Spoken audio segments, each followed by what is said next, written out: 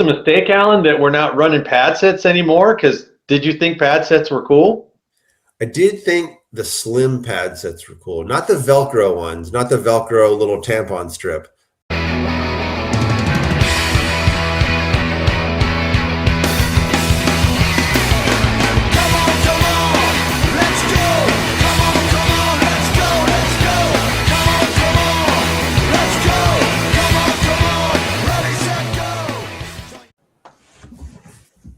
What's up, riders? Welcome back to the BMXPERTS Podcast. Alan Foster joined us on the show tonight. Alan, how's it going, buddy? Very good, very good. Thanks for having me, Kevin. Hey, Danny, you know that Alan is only the second guy that I've ever talked to on the podcast that I knew before he came on. Oh, has Alan, he's been on with you before? No, we actually, Alan and I partied together a couple of times back in the day, and he's the only one that I've ever met before that came on the show. Nice, man. That's nice. It wasn't a real party. It was my nephew's birthday party.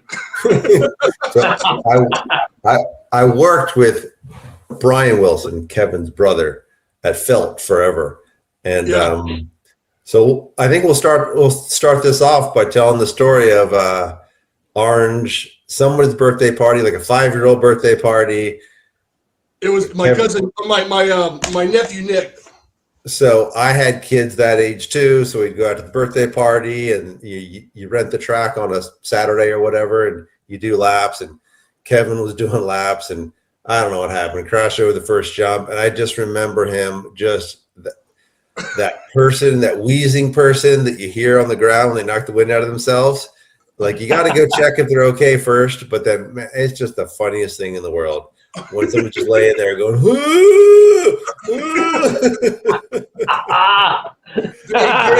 Daddy, it was bad, man. I mean, I couldn't breathe for like, I don't know, maybe a minute or two. It was bad, man. And I was trying to race my brother and Corey Clark. We were all on the gate, and it was a Main Bikes reunion on the gate, and it was probably like the third or fourth gate that we did together, and I crashed, and I ruined the whole party.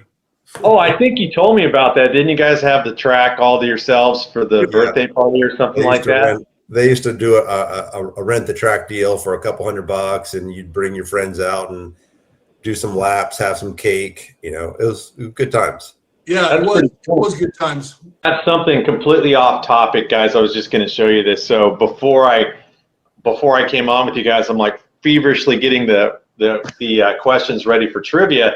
So I pull out this magazine. So you're in this one a couple times. Yeah. Yeah. So and this one, look at he's on the check it out, Kevin, on the inside cover. How cool is that? That was my first week in California. Nice, man. Yeah. No way. What do you want in that picture? An elf. It's an elf. It's an elf. Okay. Is that the elf or an elf? That wasn't the elf. That was before that. So that would have been like January '89 was when that was. And I'd only been in California a couple weeks. And if you look close at that picture, that frame might be welded because it broke in half.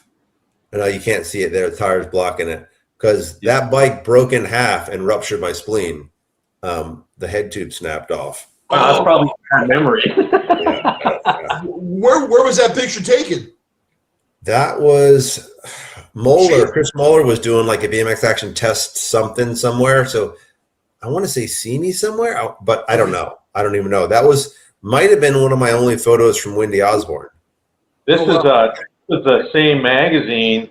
So this is cool, Alan, because, and I swear, man, I pulled this out random. This is not look for a magazine that favored you. Yeah. So Alan gets the inside cover, right? And then this dude gets the centerfold. That one, Billy Craig's backyard. Yeah, that one you can see the weld of the head tube. Like, I have that head tube downstairs. I should run down and get it. That was the butted frame, and they butted it together and they welded it, but I don't think they sleeved it, and they broke right there. And we knew they were breaking right there. So I took it to Elf, they put a little bead of weld over the crack, and then a week later the head tube snapped off. Wow. Yeah. You look pretty young in this photo, man. How old were you think in this? 19, just about to turn 19, maybe. Yeah, I was the same age. I was like 18 at the time. Yeah, yeah. That's a great shot, man. And it was so funny because I'm like, all right, let me get these trivia questions, and I go, God dang, this guy's in this magazine. That was early when I just got to California. Hey, I got a question. I know you guys were going to do some industry talk, but I never met you, Alan. So, and this is just I want to get your opinion on something. And why do you think guys our age are still so involved with BMX or love it so much? Why do you think it doesn't fade? Like, yeah, I love BMX and I always have, but I've also played baseball, I played basketball, and those start to fall off. And then, but for some reason, for me anyway, that's BMX a good question, but I was it was my life from age, I don't know, 10, 11 until 30 years old. And then luckily Felt extended that, even though I wasn't a competitive racer anymore. Right. I got another 10 years or 15 years out of it. So like bikes are everything, right? So, yeah. And I don't know why I'm so passionate about racing. Like, it seems pretty challenging out there right now to be a pro and try to make a living at it. I don't know the details, but man, it seems rough with the amount of companies out there. And I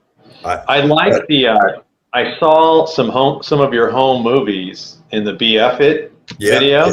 Yeah. And I was like, that's so awesome. You guys were on wheels from the point you could barely walk. Yeah. So I was thinking that has to be. It was just like drilled in. Your dad raced motorcycles. Is that it? Yep. Dad raced motorcycles, and we lived in Maryland, so there's a lot of woods and trails and stuff in the backyard and down the street. Yeah. So we were always on bikes. So you were jumping and riding around before you really knew what BMX was. Is that fair to say? Several years. Several years. Not until the kid at the local jumps talked about a race, and then that's kind of how it happens with a lot of people. Right. Either your parents find out about it, or your friend that you ride back in the woods with, he talked about this race, and okay, let's go try that, and then that just goes from there. Did it come kind of natural to you, or was it something you had to progress in terms of getting better at it? The riding part, my gaits were never that good, so I was never a top amateur, but I could hang, in beginner, novice, expert, whatever. Yeah. So it wasn't, I was Delaware #1, or if I was Maryland #2, or things like that. Because we always raced either the Delaware series or the Maryland series, because those were the close ones for us. Yeah, because I think a common theme that I hear from a lot of guys is that it was a rough start racing, and it's very few guys that say, I was just badass from the get-go. I mean, very few guys say that. Yeah. So I'm always interested to hear what your journey was like. I mean, did you struggle to make? I was just average. I mean, I was like national number 15 one year. I was national 18 one year. So I wasn't a top amateur, but I was making occasional mains. Yeah. And then the whole pro thing, I just turned pro because I got number 15 or number 17, whatever number I was an amateur, and I just turned pro. I never thought it was going to be a living. And then the whole California move, and I got those 2 pictures in the magazines, and I was like, whoa, what's this? And it kept growing and growing and growing. And still, even then, I was making no money. Elf would pay my class entry fee. I would drive down to Elf, and he would write a check to the ABA for $80, and I would take that to the race.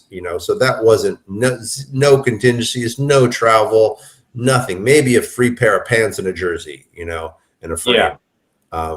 So things changed around the airwalk time for you, I'm assuming. Airwalk was 100%. That's once that came on, then it became a living. And then other people jumped on too. Then the Schwinns and the other co-sponsors and everybody else. If you're going to be in a Schwinn ad and an Airwalk ad, then other people want to be a part of it. And then you're going to so many races. Yeah. And I started doing good at a couple of them. And then You know what? I'm going to say this without, I don't want to sound like I'm kissing your butt or anything like that. But it's like you and your brother made Schwinn cool again. Does that make, have you ever heard that before?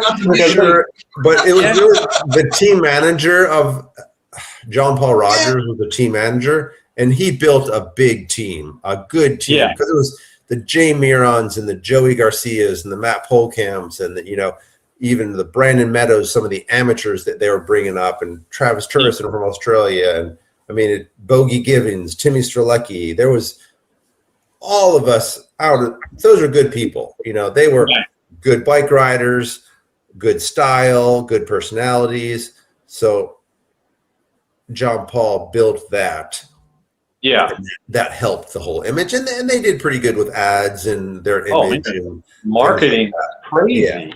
Yeah. They got a little goofy towards the end. They were, but they got a little too artsy, I think. But they were bringing in models, and it got really goofy towards the end. But for those, when the bikes went from aluminum, when they first went aluminum, that was the brand to be. That was definitely a cool team. How did you feel about Schwinn? About the Schwinn thing? So I remember Schwinn coming out right about the time you were really hot, and I believe it's an aluminum frame. How did that feel like a legit frame, like an Elf, or did it feel kind of gimmicky too? It looked cool, but it was a little different looking at the same time. So our first bike, Schwinn's, they sent us $200 retail Schwinn's, just Brian and I. We took all the parts off of it and ran a tri-moly frame, and we probably ran that for 6 months. Wow.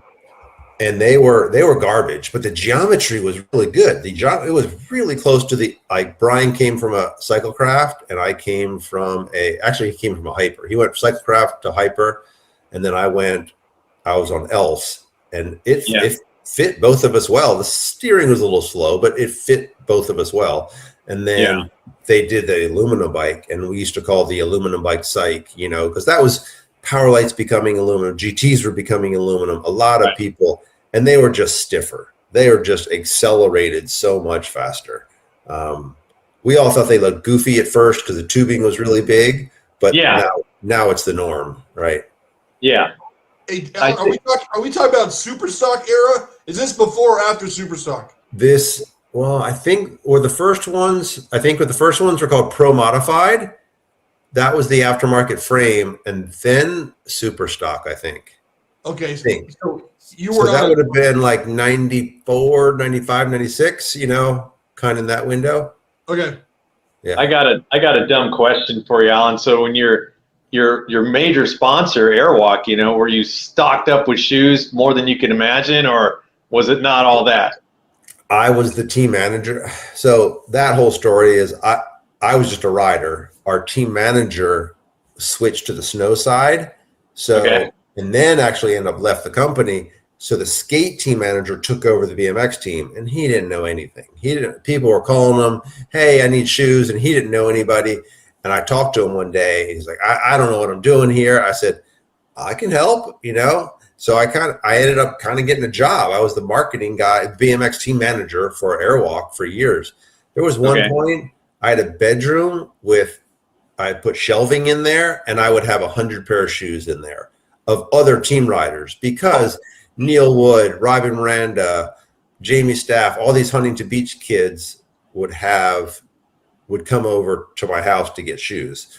We had snowboards, we had snowboard gear. It was insane. So as many shoes as you wanted.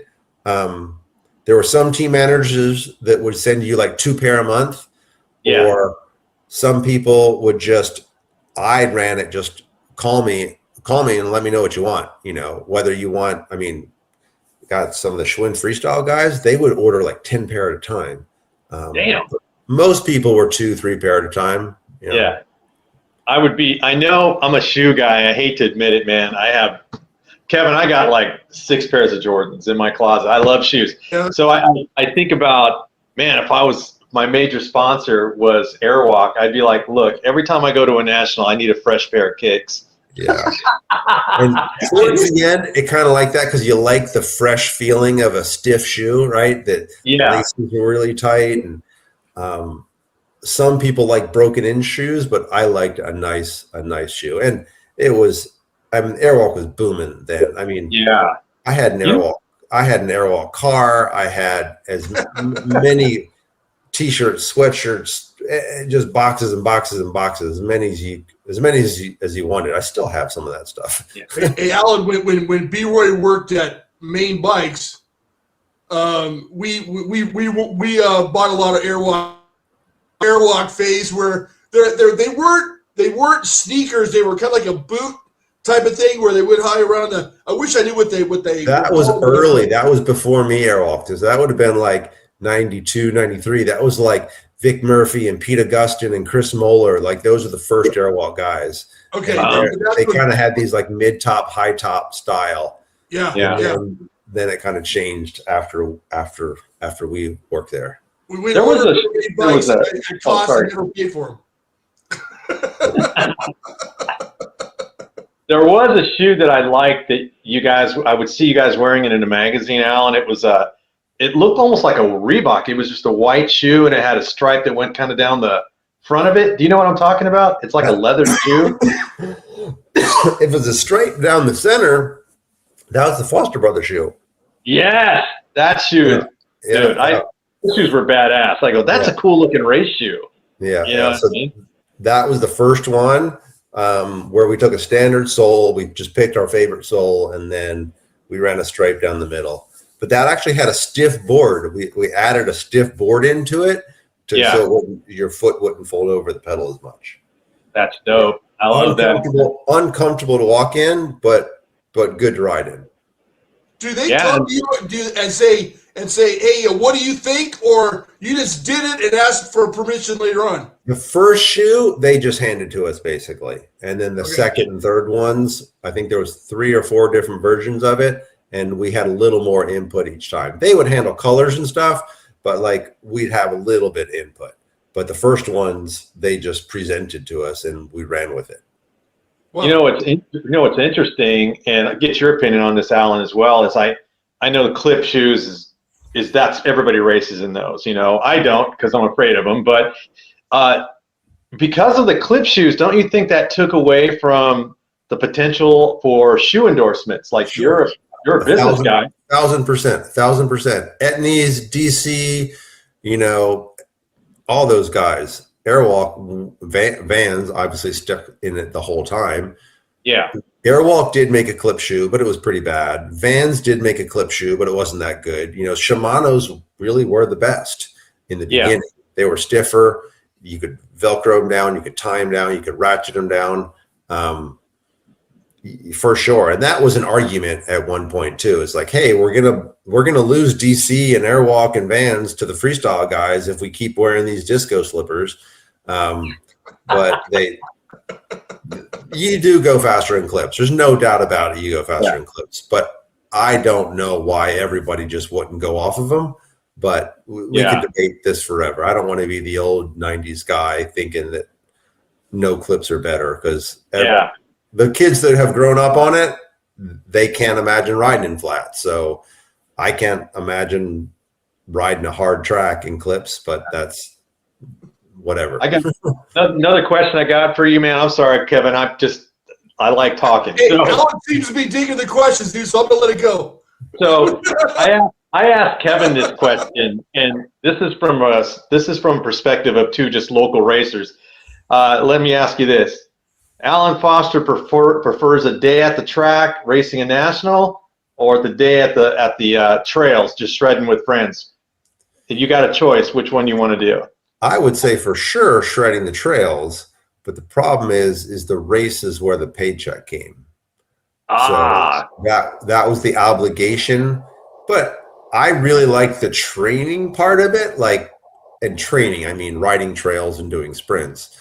I really enjoyed that part, the preparation. I really didn't like the racing part, like the pressure of being on that semi. And obviously, when it works out, everybody's happy. But I didn't like the pressure cooker situations and the stress and there were some long weekends too. You know, after you love racing, you love traveling with your friends, you love all that. But after a while, we did like 32, 34 weekends for a couple years in a row. And that'll definitely wear on you. Yeah. Definitely. I have a similar question, Alan. Yeah. Would you rather have the cover of Super BMX or the centerfold of BMX Plus? What the hell? BMX Plus wasn't that cool for a long time. Well, neither was Super BMX. That's why I asked. Super BMX was, I think it went through. See, when Super BMX was around, I was still a young kid, so I thought everything was cool. But then when I got into it, and if you compare the BMX actions and the goes and the snaps, they were definitely cooler than BMX Plus. I'm going to go with centerfolds are nice because they're big. I'm going to go centerfold because centerfolds, you could have such a big picture, Covers filled up with other things. They got logos and insets and things like that. So I'm going centerfold. What would you do, Danny? You asked me a similar question before. I did. I said, would you rather be in a centerfold or would you rather be on the cover? And so, like, in this magazine, Alan almost got the best of both worlds, right? Yeah. But I'm going to say that I think I would prefer a cover just so I could hand it to people and go, look. It's pretty cool. I mean, whenever I did get a few covers, but when you saw it in the newsstand, that was definitely pretty cool. And you'd always put it in the front and make sure it was in the front seat. That's awesome. Okay, now another random question. This is kind of a fun one too. So think back to the 80s for a second, Alan. Yeah. What parts worked that you thought were super cool, and what parts were just completely horrible in your mind? If you could think of a couple of examples. Remember those Haro plastic levers? Yes. Even those die comp levers that were like down the handlebar. Yeah. Those I always thought were terrible. Now knowing what we know about brakes, V brakes and disc brakes and everything, how terrible were those MX 1000s or MX 901s or whatever? They were terrible, right? Yeah. On a silver rim, especially, like not chrome rim. Yeah. It's not going to stop you very well. Yeah, and then if you're going like past what we know now, it's kind of hard. Like if you ask the question at that point, you thought it was cool, right? But now what you know now, I mean, think how uncomfortable a uni seat was. Think how flexy Z-rims were. Think how flexy those aluminum, whether it's even a Maxi Cross or a dirt Shimano 600 or whatever crank. I mean, there was some garbage. And even handlebars, like aluminum handlebars that flexed and threaded headsets. Remember, you used to always tighten your headset when you got on the gate, Always. Think of how the headset changed the world, how V-brakes changed, and how, people got rid of those terrible uni seats and all that junk. He just mentioned 4 things that I liked. At the time, they were cool. You wanted them, right? You'd buy your uni seat, you drill it out to make it lighter, and it was cool stuff. But man, I love my Z-rim, dude. I can tell you off the top of my head, I used to think brake guards were cool for about 10 minutes, so I got a dyno brake guard. Yeah. It served no purpose at all. I never got a pro guard, that plastic thing that went over your skin. That was gimmicky even back then. Yeah, man, I didn't like that. I think Uni made them, the wheel covers that went over your rims. Oh, those are terrible. Yeah, those are ridiculous. And I thought that, I guess I'm going to go in the 90s, but I thought that the Pro Forks looked awesome. And I wasn't racing at the time in the 90s. I always bought magazines and watched racing on TV when I could, but I wasn't really racing. And I thought those Pro Forks were super sick. But according to like Steve Veltman, not really. And then what did you think of those things? Luckily I did not get on the Pro Forks bandwagon. They were paying contingency. That was like through the Answer program. So there was a lot of Answer people, and like Pete Delusky might have been an agent at the time, and he was all his guys were on Pro Forks, but many of them were locked out. Almost all of them were locked out. So they're heavier. They're locked out. I didn't think they looked that cool.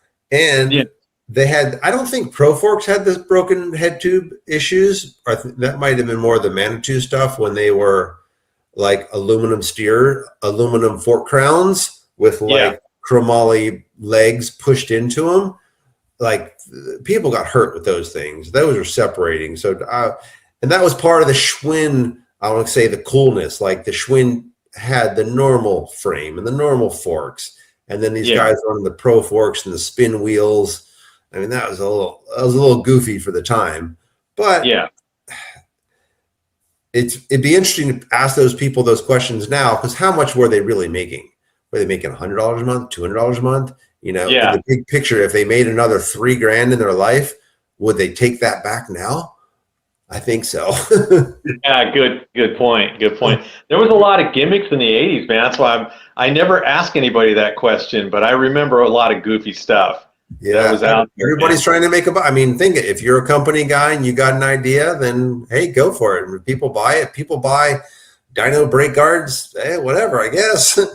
Yeah. And Kevin is a big donut guy, right? Flight donuts. Oh, dude, donuts. I like donuts. I did like donuts, and you change up the colors, and really, they didn't help your thumb, right? but they look cool. Dude, hey, Alan, Brian and I used to steal each other's donuts. We were in class, dude. We're like, hey, where's my donuts at? Did you have a favorite pair of grips in the 80s? Alan, what do you think? What was your go-to grip? 90s, it was definitely ODI. 80s, I want to say it was an Oakley B1B. Nice. That had the little nub like on your pinky finger, like a little rectangle. I like that circle. Definitely not Oakley 3s. Definitely not grab-ons. Grab-ons are too fat. But I think Oakley B1Bs were the two-piece ones. Yeah. Right? Yeah.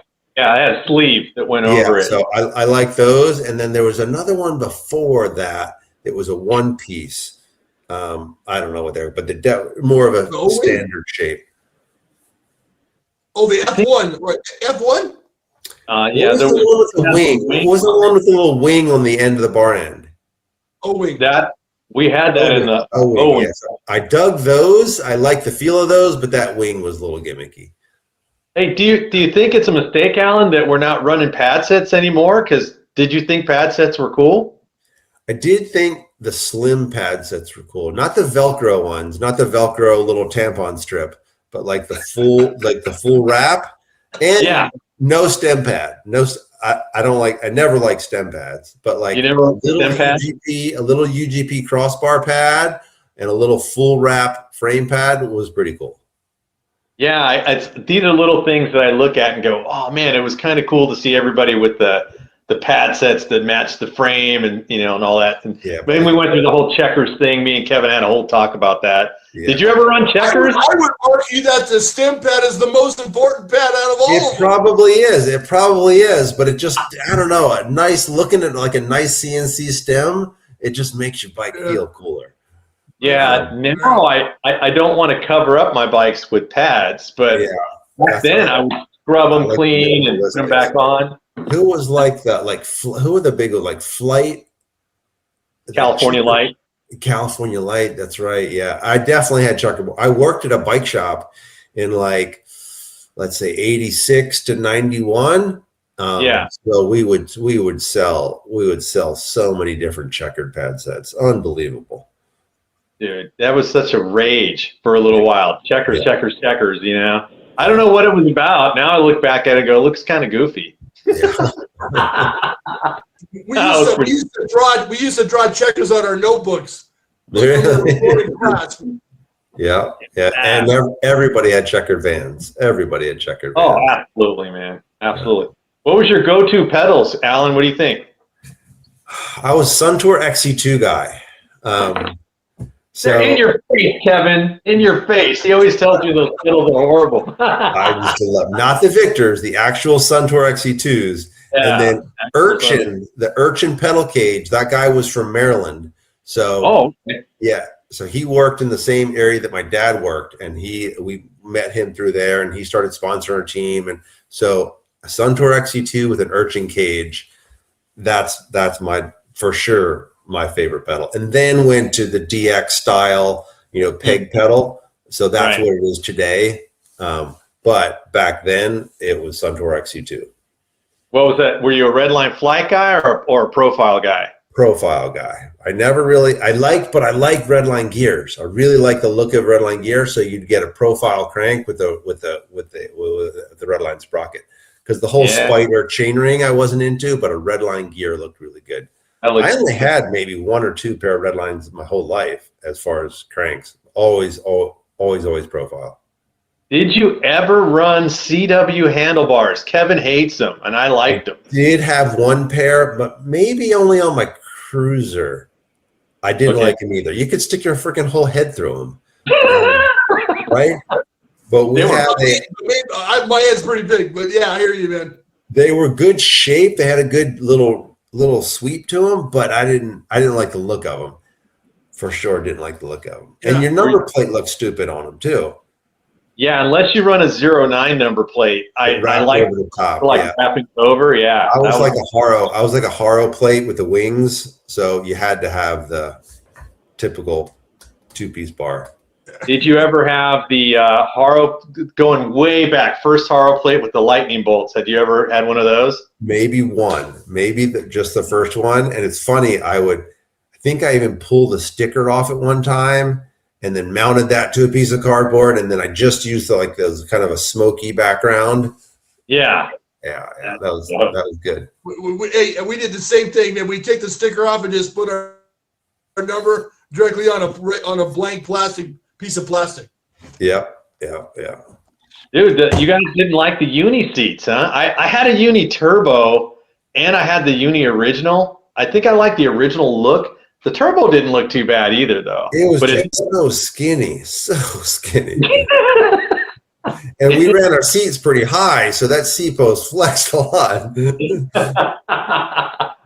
Hey, that's one of the biggest things that I trip about, is that everybody's seat is, and we were talking to Jason Richardson, yesterday, and he says, I hate that everybody's seat is all the way down. And I go, well, that's how they do it now. That's what I was thinking, but I'm not. My seats are still up a little bit. I don't get it. I really don't. Like, what are we missing? Like, are we missing something? Like, when I would race, like Charles Townsend and the Gary Ellises, they'd have their these 14-inch seat posts, and they're super high, and I'd be like, how do you guys ride like that? And we thought our seats were low, but you could do like 2 fists. That was my thing, like 2 fists. That was a good height.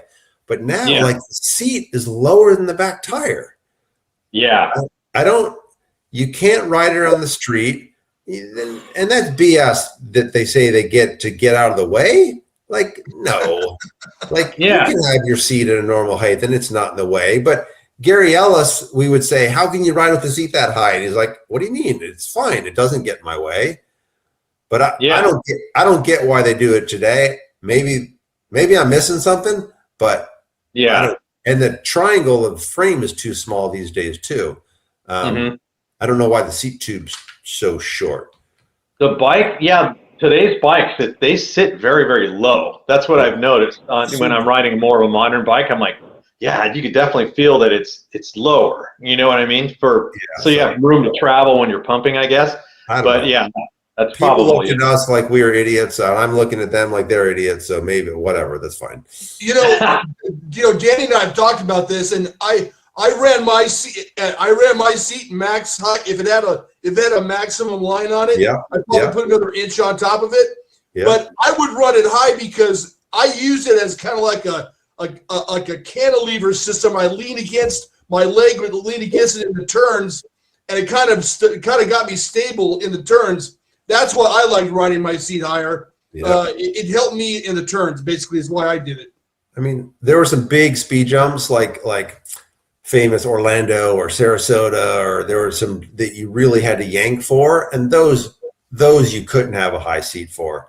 But still, you could have a couple fists, but not what they have today. I don't understand. I don't understand. But I think I used to buy a free agent 18-inch seat post. I think they had a standard whatever length, and they had the extra long 18-inch, and I would buy that. So hell yeah, man. Yeah. Yeah, I think with me, the main reason that I like my seat up, I like your 2 fist rule because that's about the height my race bike seat is I like to sit down at the gate in balance. And I don't want to be squatting like this, sitting down. You know, I want to be. I mean, we're definitely older. Our knees don't bend that far anymore, but but maybe we're missing something. Maybe it rides better. I don't know, but it doesn't look like a cool bike. It doesn't. That short seat tube, low seat, when the seat's below a 20-inch tire, like what the heck? You know, right? The pedal's almost hitting the bottom of the seat. It is crazy. Yeah, it looks nuts. So let me give you 2 choices: frame of choice for the 80s and frame of choice for the 90s. Well, if you got the pick, one from each era, where are you going to go? I'm going Hutch. Hutch in the 80s. Interesting. Cause I was from Maryland, so Hutch was from Maryland. So, and I liked that geometry. The Judge was a little steeper. Maybe was it called a Pro Racer? I don't know what the other one. That what it was called. Yeah. I had a Power Light before that, and I had Robinson in that era too. And then it kind of phased into Elfs, and I really liked Elfs for a long time. And then so now favorite of the 90s. It'd be easy to go Schwinn. I wasn't a free agent limo guy. I didn't like the geometry. I didn't like, the seat tube was too steep.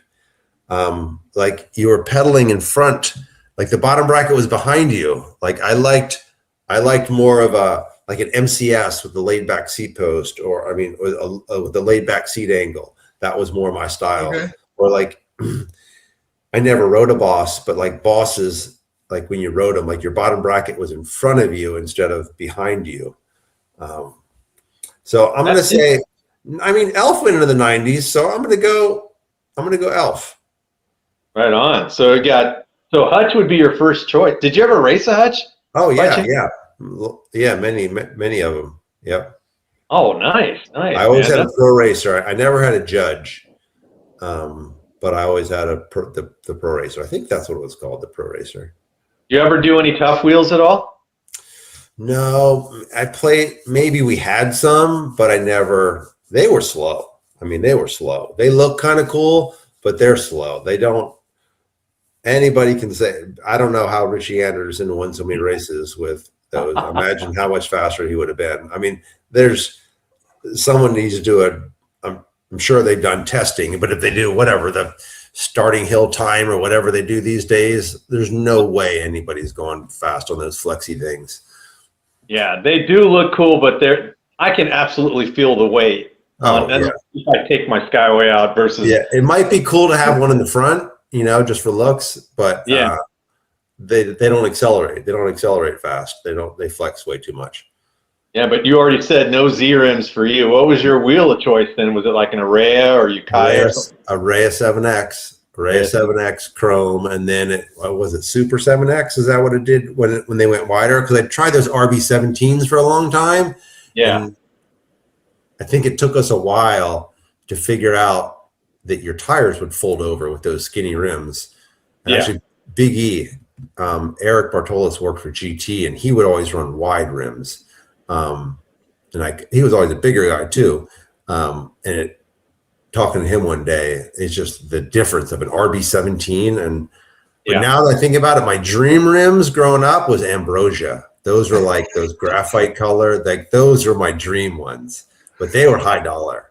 Like an Ambrosia rim with the Mathauser brake pad, that was good. That was high end stuff. You just said something that brings me back to our childhood, man. Like me and my brother and I, let's get them Ambrosia wheels, dude. Right. Like hard anodized color. That was. Dude, like, hey, I like my wheels like I like my salad, dude. Ambrosia, dude.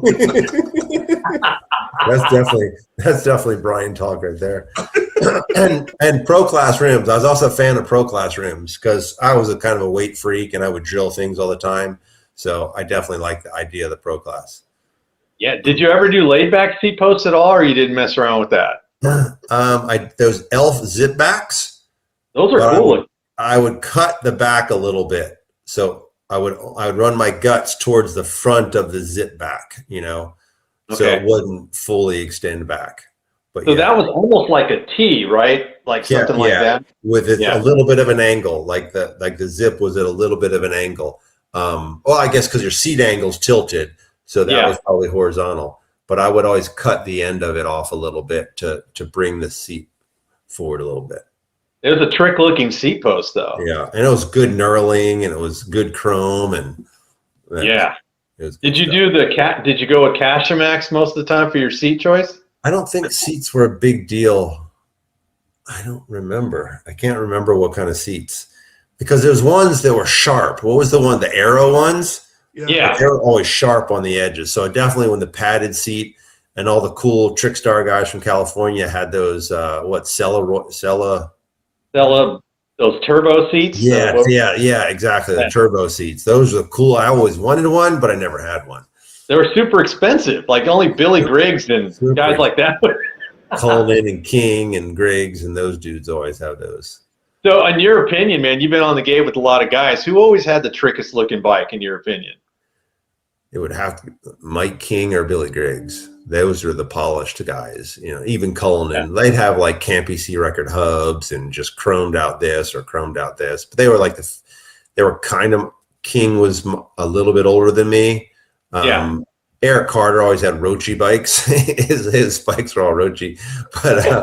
But King and Cullinan, they always had pretty trick and polish. And then obviously Billy Griggs too. They definitely knew how to use some chrome polish. Where did you fall in that spectrum? Were you like a show and go, or you didn't care, or where do you think you fell in that? I always kept a clean bike, for sure. I kept a clean bike, but I don't remember me being like I never had C record hubs, and I wouldn't polish my urchin cages and things like that. Like a lot of, when people take their croupy cages and just polish them, or their hutch pedals and just polish them chrome almost. Yeah. That wasn't that far. But I liked a clean bike for sure. That's awesome. Did you have any rituals, man, before you would race? Like, I have to eat this for breakfast, or I can't have breakfast at all, or, did you have anything like that before going to a big race? Not really. You hear people talk about it. I guess maybe I had my routines, but I don't think it was one glove on first or drop your new helmet. I didn't do that any kind of stuff. No superstitions at all? Not really, but I would, I definitely remember like doing something like not wearing knee cups and then doing bad. So I always wore knee cups, not even for the protection part of it, but just like it felt I would do better. And I did always like fresh gloves. I changed my gloves a lot. I don't think that was superstition, but it made me feel good. But yeah, Kevin talked about, what was it, the wet weather gloves you like, the cotton ones? Is that the one you like, Kevin? Yeah. With those the were good. Bike, we had Main Bikes logos on our gloves, dude. They were totally tricked, dude. I was a Pacific Palms guy. Those are sweet. That was my glove. Nice. Yeah. So were you on did you like the Fox gear when you were running the Airwalk stuff? Was that for stuff? Sure? The Fox. Yeah. The first Airwalk stuff was JT. Right. I really like that stuff, but they weren't that into BMX. And then the Fox stuff, I did like the Fox stuff a lot. We had a Fox gear, and then like a Troy Lee painted helmet that was blue and white that looked really good. I liked that. And then we did like a red and yellow for a little bit. I definitely Fox is a good company. Fox is still a good company today. Like, even they've sold and bought and sold a couple times, but I still think they're a pretty cool company for as big as in corporate and financial backing owners and things like that.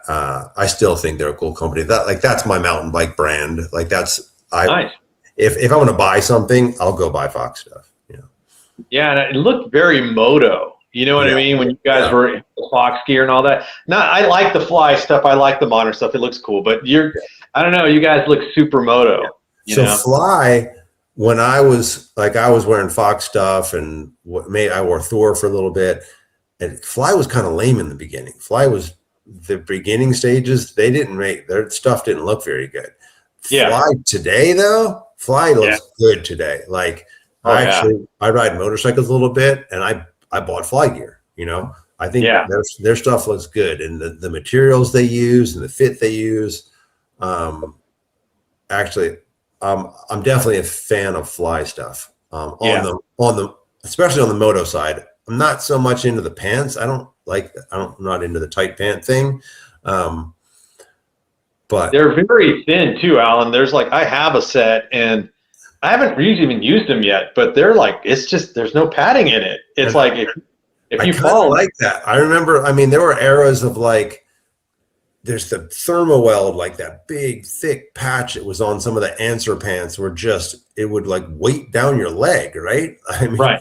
It was silly. So I really like the look of all stuff today. It's just, it doesn't need to be that snug. Yeah. It's you're wearing spandex and it looks cool. You better be in good shape if you're going to be putting that. Yeah. That's really cool, man. So with that being said, man, I was going to ask you another dumb question is, speaking of gear, I'm picturing you, and there's a couple things I noticed. I don't think you ever went full face helmet, and I don't think you ever used goggles. Am I wrong or right on that? I wasn't a goggle guy, except I was a little bit of a whore. I got sponsored by Smith in mountain biking. Yeah. And they really wanted me to wear, so they gave me glasses and clothing and stuff. But they really wanted me to wear goggles. So I would wear them, but I wasn't a fan of them, for sure. You don't need goggles in BMX. But full face, Brian, couple people tried full faces and didn't make it look good. But then John Purse and my brother both did a Bell Moto 3, I think. And that made it look good. And then the Schwinn team, we got showy helmets and they look good. We got them painted and that looked good. So from then forward, I was full face. How did you feel about that? Was that a hard adjustment? Not at all. Not at all. It actually made a little more sense than snapping on that goofy mouth guard thing, the Jofas and the Haro thing and stuff like that. And they get all stinky and smelly. So, and it was safer. And the moto, I'm a big fan of the supercross, motocross world. So I felt a little more moto in those. The dyno full face wasn't very good, but the moto full faces were good. And then I never did the Troy Lee carbon, I think D1s or what. I never did that, but I always thought they looked pretty cool. And then remember when we just one, either black, Echo was either black, blue, red, white. That's it, right? Yeah. And then the Troy Lee sticker kits or the visor kits came, and then the custom painted thing came into play, and then factory, just out of the box helmets look good, like an Answer helmet, a Thor helmet, a Fly helmet, a Fox helmet. They look good out of the box now. Not just your standard white Echo, right? Yeah. Echo made a terrible full face too. They were trying, but it wasn't right. It was the Echo and the bells were too close to your face. Yeah, it didn't. The bell was close to your face. Yeah. Yeah. On my Wikipedia page, I haven't looked at it in a couple of years, but it said that I was the first one that used a full face, but that was wrong. I kind of think John Purse, because I remember I've watched so many races. I think John, and you said your brother as well, but I feel like John and my brother for sure. Yeah. I kind of think John was first too. But Brian, I think Brian made it look cooler. He was, he brought, when Schwinn did some custom painted ones, and he definitely made them look pretty good. But Purse was definitely earlier, if not the first. Charles Townsend might have been the first, but he had a dyno one and it looked terrible. And the dyno ones were ugly. Yeah, and Charles got a huge head. So huge head and a dyno helmet just didn't work. That's awesome, man. Yeah, sorry, Kevin. I threw this whole thing off, man. I talked to Alan for almost an hour. Dude, I was like, you know what? I'll be back in an hour. I'll go. You're going off, man. That's cool. Yeah, man. I like to see how pros viewed BMX as opposed to guys like us. And it's funny that a lot of their views on things were the same. They just did it faster. I mean, we all did it, because we liked it, and you just did it, and that's why I'm so happy about how the whole sport happened, is because I did it because I liked it, and then ended up paying some money, right? But you did it because you liked it. That you can't, anything you do in life, if you do it and like it, and then you end up getting paid for it, that's the most rewarding thing in the world. Hey, I got a question for you, Alan. Were you ever a guy that had to change their chain rings for every track and was always microcritical about your gearing? I was bad with that. I shouldn't have been. And really, if I could, if you look back at your young self, just keep the 4416 on, But when you're struggling, you're digging deep, and you're just like, oh, why aren't I doing good? I'm not gonna, you're stretching. So I would try a 40. I was a 43 guy a lot, probably more. I wasn't a big gear guy. I would try it every once in a while, but occasional 45. Some of those really small, soft dirt indoors, I would do a 42, but that was rare. Did you stick to the 180s, or did you ever go 185? Yeah, that got in my head too. I was kind of a 182.5 guy. Profile made a 182.5. 2.5 is the difference. Exactly. You're right. So does it matter? It probably doesn't matter, right? And then we were like 180, 182.5, 185 every once in a while. Even like Danny Nelson ran 190s. Damn. Then you like go to and then like Kyle Bennett started running 165s and killing everybody. So that's just a head game. I think we probably all could have just ran 180s and 4416 and done the same. Danny, you were a 4416, right? 4416 pretty much most of the time. And I have ran a 43, but I felt like I was spinning a lot. But like Alan says, it's like all in your head, because my results usually stayed about the same. Yeah. It's different. I mean, like, I wasn't the strongest guy out there. So like a track like Louisville, the first couple pedals, you're pretty flat. Like, it's a flat gate. So I felt I almost needed a 43, but man, coming out of the first turn with a 43 or coming out of the second turn with a 43, that's asking a lot. So you gotta go. I mean, it depends where you're at in your strength and your sprints and your everything like that. Because if you're getting cut off, you're getting cut. It doesn't matter what gear you got. So, but when you were training, were you more of I'm just going to go to the trails and ride kind of guy? Because you're not. I definitely did sprints, and so sprints and trails. That's what I did. And we do hills every once in a while, and we try and do things like that. Not till the very end did I really get into the weights, and I hired a trainer and all that jazz. Would have been interesting to know if that would have happened earlier, if that would have made a difference, or do you just do it because it's fun? I felt faster, towards the end, I was just grasping. I was 32 years old. I'm grasping for anything. So I'm doing squats and I got clips on, but I still didn't really do any better. Was it because I was getting older? Was it? Yeah. I don't know. Also, the sport was getting pretty hard. Like, that in that late 90s, the sport got hard when all those companies started again coming in, and all those sponsorships started coming in. Everybody was traveling to the races. I mean, there was 30 good double A's, Did you feel the pressure from the foreign riders, like the French riders coming in and stuff like that? They changed the game for sure changed the game. I mean, in the beginning, you had the John Purses and the Greg Hills, and they were strong, but they weren't. The training wasn't as scientific as the French guys. The Christophe and Thomas changed that.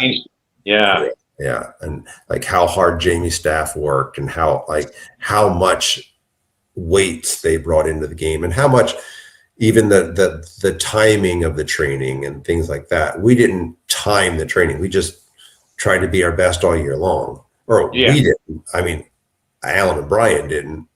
Maybe Gary Townsend and all those guys did. I know Romero was into that a little bit, a lot more than we were. But it is what it is. You could try to rewrite the book, but because you said earlier, I mean, I never did the greatest at starts. So were you always strategically thinking about where to make your moves, where to do your passes? Was that kind of your thing? I don't think I ever thought of it, but I think in my head I knew I wasn't hole shotting. I would try everything I could. Different tracks had different things that it was better to high low or it's better to high high because you get to the next turn, or there's a couple over the years you learned what like Louisville, you can high low the first turn in Louisville, but you're going to get put over the second turn. Or South Park, if you high low, you got to get to the left because if someone rails the second turn, there's just all these things that you learned over the time. But yeah, I think my bad starts were just my muscle fiber that I was born with. And maybe if I was trained properly, I could fight that, but I still don't think.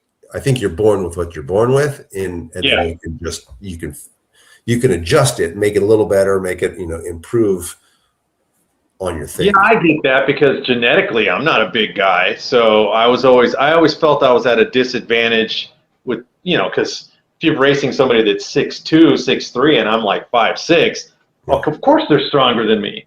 But I had ways of getting around that. I tried to be as fast as I could. Out of the gate, that little twitchy thing. Yeah, Christoph was slow in turns. Charles Johnson was slow in turns. Yeah. Why is that? I have no idea. Like, I didn't practice turns. I was faster than them in turns, but Christoph would light up the first straight. I mean, unbelievable. And his jumping skills and he was a very skilled rider, but he was a little timid in the turns. Really? But obviously, he was one of the best bike riders ever. He could light up the first rate. He could speed jump. He could roll jumps. He could jump decent sized jumps. But he was a little timid in the turns. Did you prefer the indoor racing versus the outdoor, or vice versa? I think I preferred the indoor. I just did better at the indoor, but I think it was because they were tighter, shittier tracks. Like if you go to like a Black Mountain, it's like a perfect groomed track, wide open, outdoors. Most of the guys were stronger than me, so they would. Okay, so you get out in 5th place, and you're just hitting every turn perfect and every jump perfect, and you stay in 5th place. Where the shittier tracks, they're bumpy, they're ruddy, you have people are making mistakes, people are rolling pedals, and maybe you have a little better chance to sneak around people. That's awesome. All right, Kevin. I asked him questions. Hold on. I have 2 questions. All right. Okay. Now it's my turn. Now it's my turn. You showed me where a sheep was, and when we went to sheep, I looked at those jumps and I was like, "There's no way." But were you a jump to jump guy, or do you prefer going to flat? I prefer going to flat. I love flat. I think it's much harder. It shows much more skill. Do you have an opinion on jumping flat to flat or jumping ramp to ramp? I think you're smoking crack. Why would you want to land flat ground? That's the worst thing in the world. because they're like this, dude. The jumps are like this. You need backside. Gotta get backside. Backside's your friend. Backside's your friend. Nothing feels better than just arcing out a jump and just hitting that steep backside. I agree with you today. If I go to some big jumps now, I look at the backsides and like, dude, how do you ride that? But man, if you can hit that stuff good, it's a steep backside is way better. But don't you think it takes more skill to go to flat? What? It hurts. It just hurts. To land, to get in the air and to get the height, to carry the height, and to bring it in softly without damage, I think there's a certain amount of skill to that. I think you're smoking crack. Kevin played with his Evel Knievel toy a little bit too much, so he wanted to land on flat ground. I'm not talking about a double jump, Alan. I'm talking about those steep sheep jumps that they had. Yeah. Crazy stuff, man. Yeah. Did you ever ride the compound over there by the track in Grand Prix? Was that the one by Grand Prix? Yeah. Yeah, for sure. What was that? There was another track out there that used to do, they did like a couple dirt jump, maybe a KOD. But yeah. Back then I could ride that stuff, but that stuff's steep. Those steep landings and steep lips spook the heck out of me now. Yeah, I tried one, and it didn't end up very well, dude.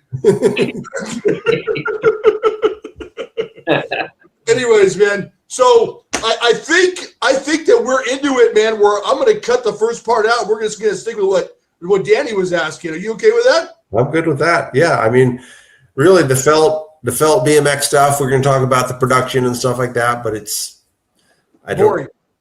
Yeah, I mean, it was interesting. You know, it was interesting. I learned a lot. There's a lot of behind the scenes stuff that people don't understand and don't know, and how long it takes, and approval process of sales managers and all that kind of stuff. But it was a fun game. I love the felt company. I love everybody that worked there. I miss it. But I don't know if anybody wants to hear about all that. But do you have any funny Taiwan stories? The funny, I don't know about funny. Just like the going out to dinner. I mean, your brother was an entertaining. He would try to speak the language and entertain everybody, but the amount of different foods we ate are different. There's definitely a lot of drinking that goes on over there. And like you meet all different parts makers, like the hub parts company or the frame company or the grip company, or whoever's taking you to dinner. So they want to show you a good time and take you to nice places. But it was a lot of work. Those were like, long days. Then you'd stay up all night and you'd have a couple drinks, and the next day morning start all over again. Those were hard trips, but they were fun. They were definitely fun. Do they purposely try to get you drunk the night before so you miss stuff on the line the next day? I don't think so. I don't think so. I think it's their bonding. It's their relationship. Definitely the old school guys, that was their way of like, hey, we're buddies, and then tomorrow we can talk business, but tonight we're going to have a drink together, Yeah, I've heard some pretty marathon. But I think the new school, I haven't been there in a long time, but the new school, it's not like that. It was like the old school guys that are smoking cigars and drinking whiskey, and those are like the old school dudes. Were there okay, I want to use the right terminology of the type of establishments they took you guys to. Do you know what I mean? Were there any kind of sketchy places? Karaoke bars, and there you could get sketchy if you wanted to. Okay. But I think we were adult. I mean, we were all adults at the time, so we're working for a professional company. So they're not gonna take you to the shady karaoke places. But I'm assuming there are super shady karaoke places. But yeah, I think he was trying to say, was anybody shooting ping pong balls at you in certain places? They were definitely fun. They wanted you to have a good time. But sometimes you're just tired and you just want to go to bed. Yeah, I feel you do. We're old. Man, my computer keeps messing up. What were we talking about? Taiwan. Okay. So, and then I probably went with your brother. I probably went 10 times to Taiwan, and they were, you go for 2 weeks at a time, and and we had a trading company that would take care of us, and they'd drive us around and take us to tourist place on Sundays, and it was good. It was good. That's awesome. Did you get to keep your miles? Yes, I did. No, so I was a gold member. I was United Gold for a long time because of racing, and then it continued with felt, and then now in the last couple of years, I've lost it.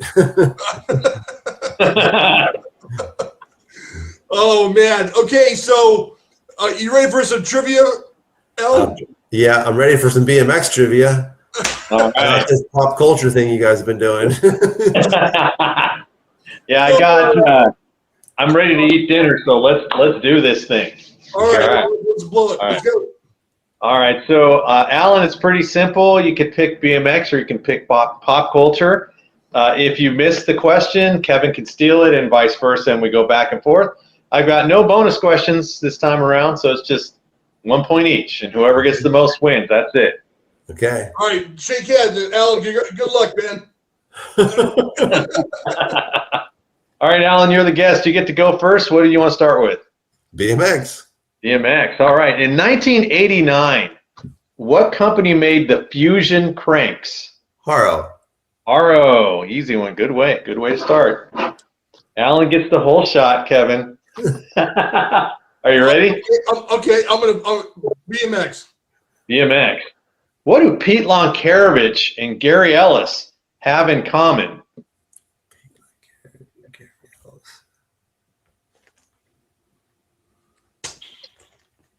Nothing to do with teams. I'll give you that. Pete Lonkarovich and Gary Ellis. Yeah. They both won two pro titles. Close. What do you think, Alan? I would say they both won an ABA title and an NBL title. They both won 5 ABA titles. So the only one that's ever surpassed that is George Audet. Yeah. I didn't know Pete won that many. I knew Gary had that 4 or 5 mark, but Pete won that many ABAs. And I think there was because at one point when Connor or Joris was getting their 5th one, they both tributes for him at the Grands, Nice. Hey, welcome to the club type thing, Nice. All right. Okay, let's see. You guys both missed that one. So that was originally mine. It's Alan's turn. Okay, Alan, what do you think? It's 1-0. BMX. BMX. In 1989, the Reactor and the Assault bikes are related to what company? Diamondback. All Matt Hayden. right. Matt Hayden drove the Reactor. There you go. I thought that was a cool bike, by the way. I don't understand the brake on the bottom part, but I thought the bike was that cool. gray, that gray was a cool gray. Yeah, definitely. Yeah. All right. What do you want, Kev? I got to come back. I'm down to 0-2. I'll take pop culture. What was the federal minimum wage in the 1990s?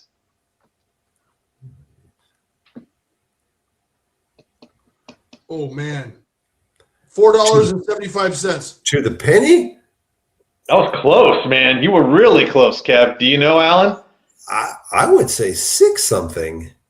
Ooh, it was $4.25 an hour. So that means neither of you actually experienced working for minimum wage. It's probably something to brag about. I remember making $6 at the bike shop. I remember my first job, guys. $3.35 an hour was minimum wage. Wow. They gave me a bump till like $3.50. That's in California too. Imagine what East California, Coast. yeah. And then I was thinking, $3.50.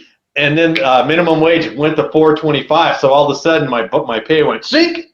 I was like, $4.25, and I thought I was doing good. Yeah, but Alan, he let his customers steal all the furniture out of the pizza place. Yeah, dude, you got me on that one. By that point, I was making $7 an hour. I thought I was balling. So we work in a business right now. January 1st, it goes up to $16.90 in California. Wow. Yeah. Dang. That's cool, man. Hey, Danny, dude, when I was in high school, I must have been 18 or 17, I worked for Safeway. Right. And I was making I want to say I was making like $8 an hour. And when you worked on holidays, it tripled.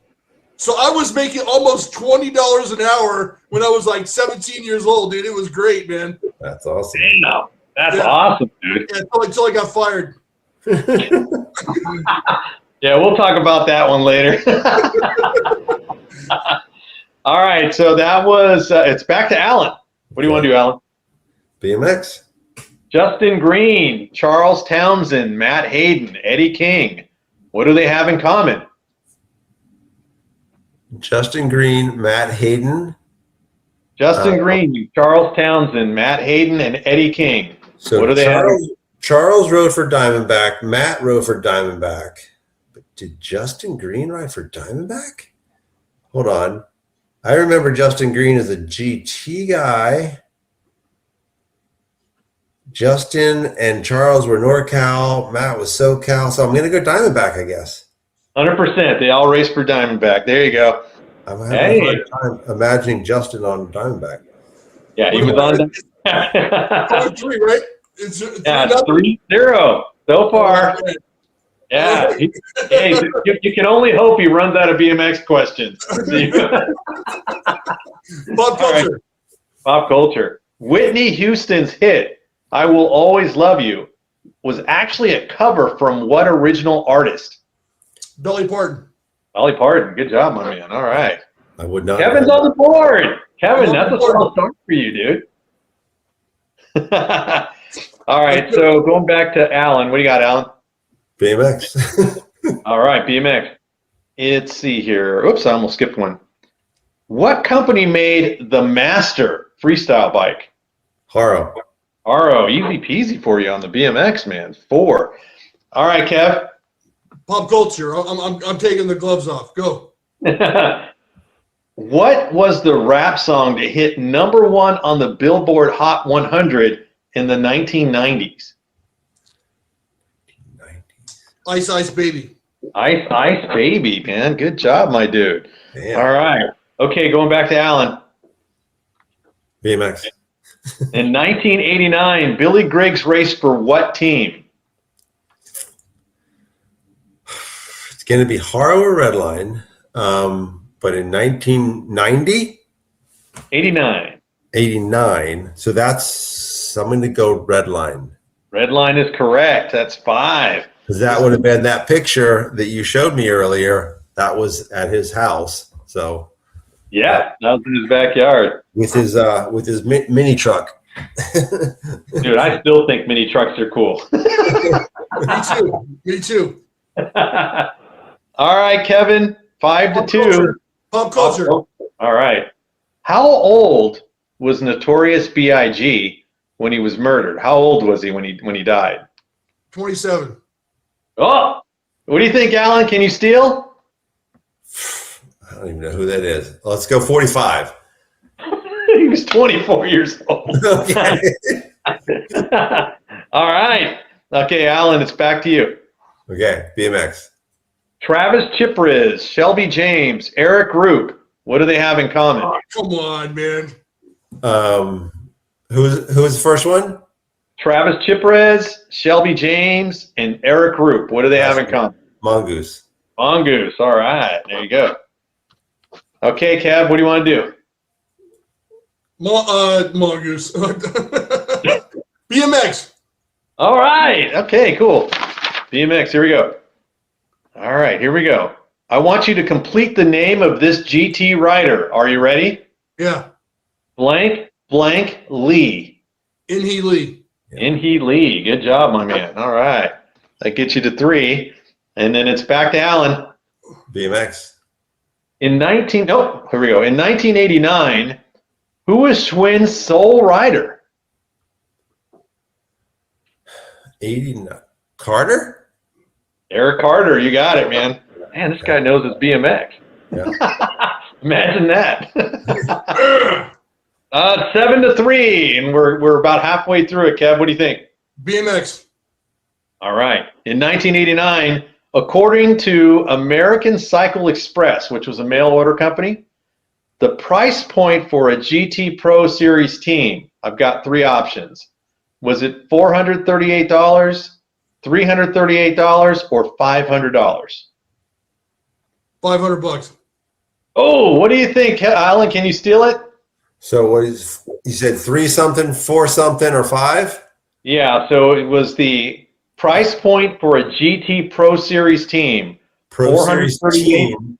Yeah, So 438, 338, or 500. So that's going to be the aluminum crank, their high-end one.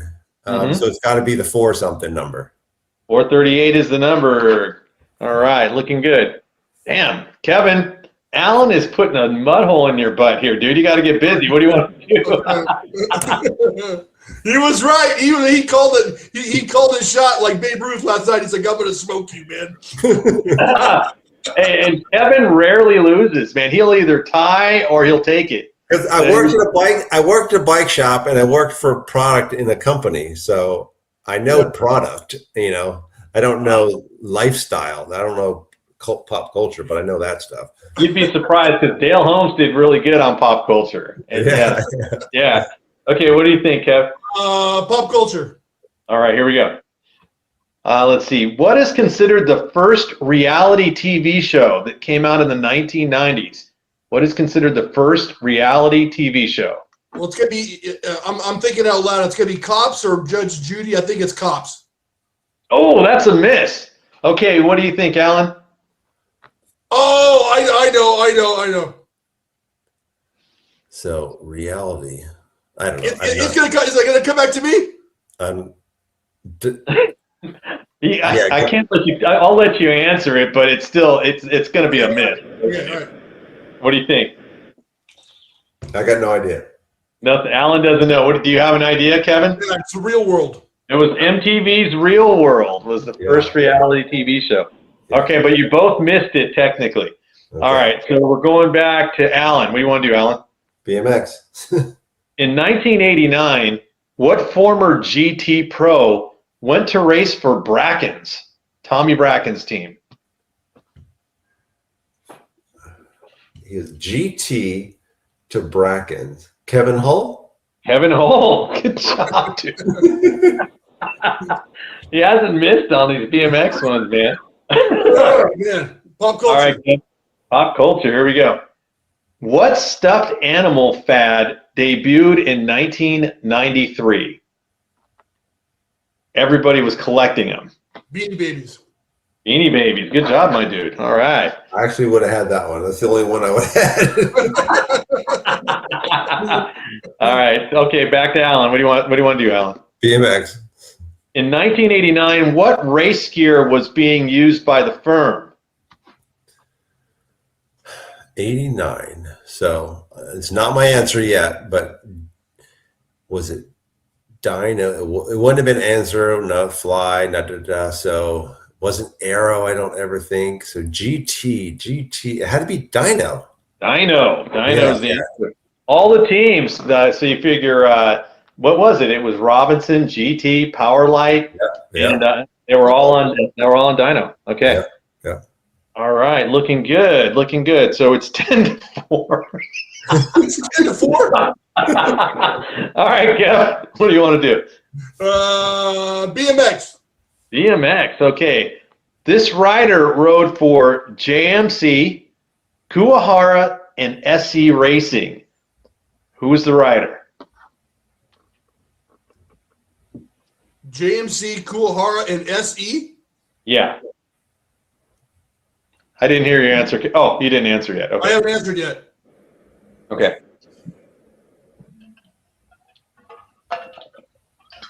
Did Clint Miller ride for SC? Are you asking me, or is that your answer? My answer is Clint Miller. That's a miss. Any idea, Alan? So Daryl Young rode for JMC. Daryl Young rode for SC. I don't remember him riding for Q, but I'll go Daryl Young. Daryl Young.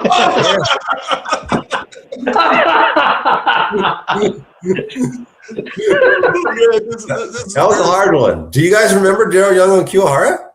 Yeah, he was on the reason I know is I reviewed a BMX Action magazine, and I said, oh, we got Dave Cullinan on the cover. And then as I was going through it, I'm like, oh, wait, that's actually Daryl Young. So Daryl Young actually did a short stint on Kuwahara. 89 is a tough year. I don't remember that much about 89, but I'm getting lucky here. You guys are doing great, man. Oh, man, dude. I'm impressed, Alan. You're smoking me fair and square, bro. This is good. All right. What do you think, Kev? BMX. BMX. All right. In the late 80s, Steve Veltman raced for a restaurant. What restaurant was that? Hardee's. No. Alan. McDonald's.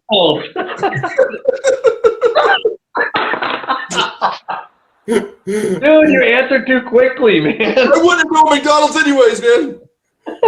But Hardee's was a team for sure. Yeah. But I think McDonald's, they had like a Texas team or something. There was a couple of dudes out of Texas. All right, guys. So guess what? We've just tapped out all the BMX questions. So we have to go pop culture. And we have did we finish? There's no way. Okay. So we have 1, 2, 3, 4, 5, 6, 7.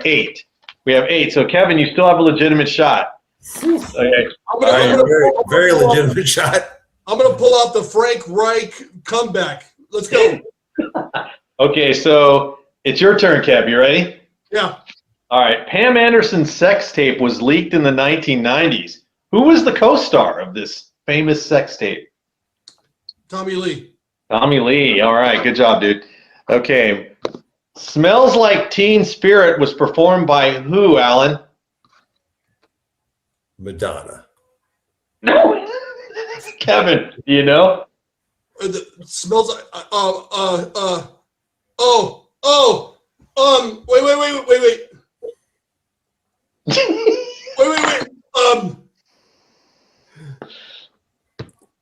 Oh my gosh, it's slipping my brain. You're cutting out. I can't remember. Nirvana did that one. All right. Okay.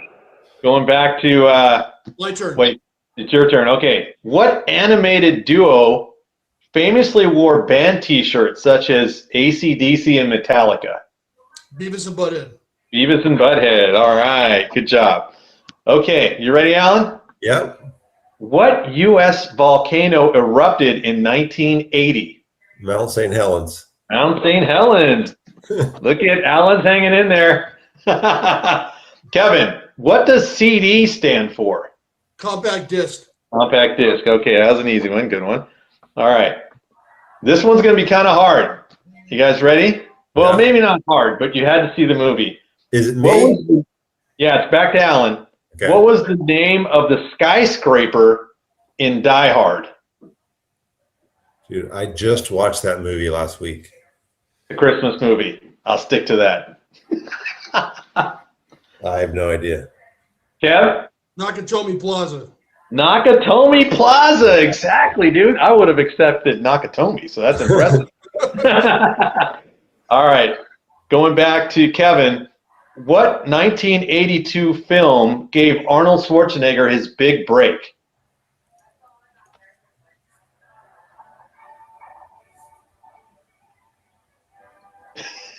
I love what he's thinking. Conan the Barbarian. Conan the Barbarian. All right, good job. Okay, Alan. What famous reggae singer died in 1981? The dude from Jamaica, his foot, he had like a foot thing, didn't he? Okay, keep going. God, what's his, Bob Marley. Bob Marley is the correct answer. That is the game, 14-9. Good job there. Good job there, Kevin. Good job, Alan. Give me a fist bump, dude. Alan came in hot with the 14 points, man. That was awesome, dude. we gotta get Alan against Salami, dude. That would be a good game. Dude, Alan's BMX game is on point, man. I gave him some hard ones, and he still dug them out, man. So, Salami, I lived with Salami for a couple of years. Oh, that's right. That dude was a character. He said you were the responsible one. I tried to be. I get that sense from you, Alan. I definitely do, man. I was one of the only guys with a job, a real job, and a bike. Not a real job. Actually, Salami worked for GT for a while. He was their driver. He'd drive around box vans and stuff. Till he wrecked the truck and they fired him. Yeah. Well, wow, dude. Alan, this has been a pleasure, bro. I appreciate it. I know that 3 years ago I told you I would not ask you to come on, but it finally happened, dude. And I thank you very much for taking the time, dude. I know you didn't have to you guys for sticking with us for 3 years. Well, yes, dude, we've gotten a lot better. That you definitely have, and you guys know the sport. You guys know the old sport, the old side of the sport for sure. That's cool. Yeah, Kevin recruited me off my own channel. He's like, dude, you got to come join me. Dude, I had to re-sign him for 2026, man. He was under contract negotiations. Yo, Alan, he's like a hard dude to work for, man. He goes, all right, man, we're going to take a break for the year, man. And I go, okay, cool, dude. We don't have to do anything till January. And what does he do, man? He lines up like 3 podcasts in a row. I'm like, You didn't even give me a break. You're getting some 90s guys like Dale and Jason. You get some 90s guys. I like it. I definitely like that 90s era. Yeah. It's really fun. Even though I was laying in a dish somewhere drunk in Mexico in the 90s, I was still trying, dude. Anyways, man. Well, I think we can call it a night. Alan, I appreciate it, dude, from the bottom of my heart. Thank you very much for taking the time. It's been a pleasure, bro. You got it. Thanks, guys. See you later. Thank you, man. Later, man. Later. All right, Kev, that's it. I don't want to talk to you until the weekend. I don't want to talk to you either, man. That was a great one, dude. And hey, yo, I gotta tell you, man, I know you had a game plan in mind, but I had these little questions in my mind in case it got dry. I was gonna throw those out, but all of a sudden I just couldn't stop, man. I was like, "What'd you think of that? What'd you think of this?" So that was fun. No, dude, when things are going good, you let him go, and he looked like you were asking good questions. So I said, you know what, this is a good thing. So we let it go. I wanted him to have fun on the show, and I think that's the difference between us and maybe other interviews. I just wanted him to have a good time with it. You know what I mean? Yeah. Woo! All right, man. So I promise you, I will not talk to you until next week, or at least a week. And you were on your game tonight, dude. Congratulations. No, man, anytime. Just you can talk to me. I'm just messing with you because I know you're going to say you got 5 minutes. You have 5 minutes? Yeah. It shouldn't be a problem. Shouldn't be a problem, dude. Hey, we're on a roll, dude. Last couple shows, really, really screamers, and let's just keep it going, and let's hope 2026 brings on more guests, and everybody, please like and subscribe, support the channel, make a lot of comments because I love reading the comments. Even though it's technically Kevin's channel, I read all the comments and I try to respond too. So yeah, I definitely encourage that, of course. And then thanks for reminding me, dude. There was I believe it was Seneca Highlander put a message on the original thank you video, the original thank you video that I did for you, and then I took it down and I cut it, so I lost his comment. But his comment was very cool, saying that he liked the show, he liked us together, all that good stuff. So shout out to Seneca Highlander. I'm sorry when I recut the video, I lost your comment. But thank you for commenting. Yeah. Yeah. And well, maybe you can repost it on the new one. Yeah. But other than that, that's it, bro. Let's go to bed, man. Let's take care of business. Yeah, I'm ready to call it a night, man. I'll see you. Well, give me a call tomorrow. I know you are. Give yourself a plug, man. Oh, that's right. I almost forgot. I dropped a video yesterday, or late last night. You can find me on Danny Pena BMX Racing on YouTube, magazine reviews, race reviews, all BMX content all the time. Please like and subscribe. 974, Kevin. I picked up a couple more in the last couple days, so we're almost to the goal. How are we doing? We lost 2 today, then we gained 4. Wow. Did we really? Yeah. So that's awesome. I think I lost 75 or 1174 or 1175 as we sit right now. Awesome, dude. Let's keep going. Let's hit this 2,000 mark. So if you would like to support the channel, BMXPERTSPodcast.com, you can grab a hat, grab a shirt, or you could subscribe here, there, everywhere. Comment, do whatever you need to do. We appreciate it. And until next week, the track is closed. Peace out, man.